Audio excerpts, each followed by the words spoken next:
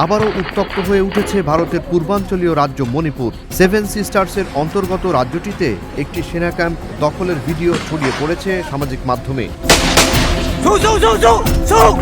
যেটি মণিপুরের স্বাধীনতাকামী সংগঠন মণিপুর লিবারেশন আর্মি MLA দখল করেছে বলে জানা যায়। মণিপুরে সেনা ঘাঁটিতে আচমকা আক্রমণের মাধ্যমে ভারতীয় সেনাদের হটিয়ে দেয় MLA।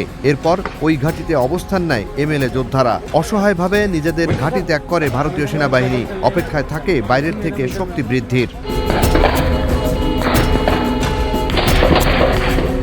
নৃতাত্ত্বিক জনগোষ্ঠী অধ্যুষিত ভারতের মণিপুর রাজ্যের পার্বত্য অঞ্চল কয়েকদিন ধরে বেশ উত্তপ্ত।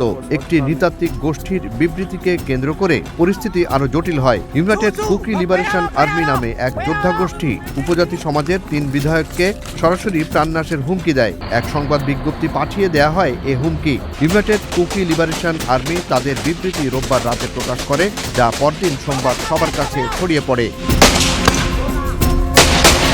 লিবারেশন আর্মি তাদের বক্তব্যকে একটি চূড়ান্ত সতর্ক বার্তা হিসেবে অভিহিত করে 3 বিধায়ককে 20 ফেব্রুয়ারির মধ্যে পদত্যাগের আলটিমেটাম দেয়। বিবৃতিতে আরও সতর্ক করে বলা হয়, এই নির্দেশ পালনে ব্যর্থ হলে তাদের রাজ্য সরকারের সহযোগী ও জনগণের শত্রু হিসেবে গণ্য করা হবে।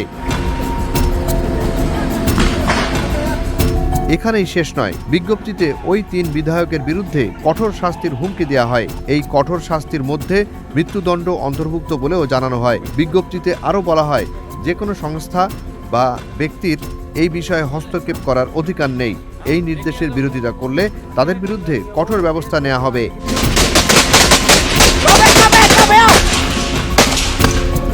স্থানীয় আরেক স্বাধীনতাকামী সংগঠন ঘোষণা দেয়, কুকিজ ও জনগণ বর্তমান সরকারি ব্যবস্থার উপর আস্থা হারিয়েছে। মণিপুর থেকে আলাদা একটি রাজনৈতিক প্রশাসনের দাবি পুনর্ব্যক্ত করা হয়, যা মণিপুর রাজ্যে ভারতীয় সংবিধানের অধীনে শাসনকে প্রত্যাখ্যান করে।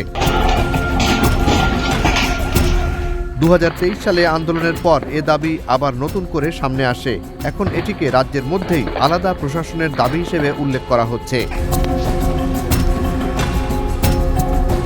গেল 8 ফেব্রুয়ারি মণিপুরের মুখ্যমন্ত্রী ওয়াই খেমচাঁদ তার সহকর্মী থাজন এসির বিজেপি বিধায়ক ভুকজাগিন ভালতেকে বিদায় জানাতে ইম্ফল বিমানবন্দরে ছুটে যান, যিনি মণিপুরের সহিংসতার সময় আক্রমণে আহত হন এবং রোববার বিকেলে আরও উন্নত চিকিৎসার জন্য তাকে বিমানে করে দিল্লি পাঠানো হয়।